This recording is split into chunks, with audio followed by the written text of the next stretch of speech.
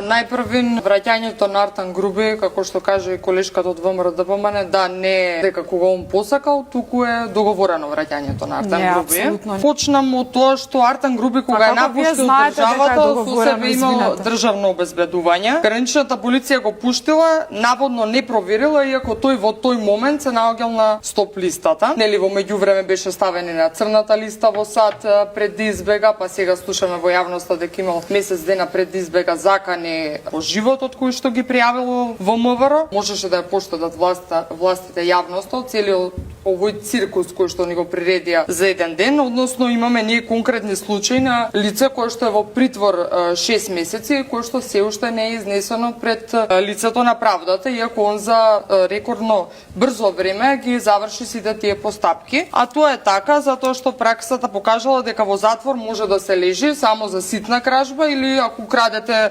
10 кебапи, додека премиерот во ТВ гостување ја дисквалификуваше Ленче Ристовска,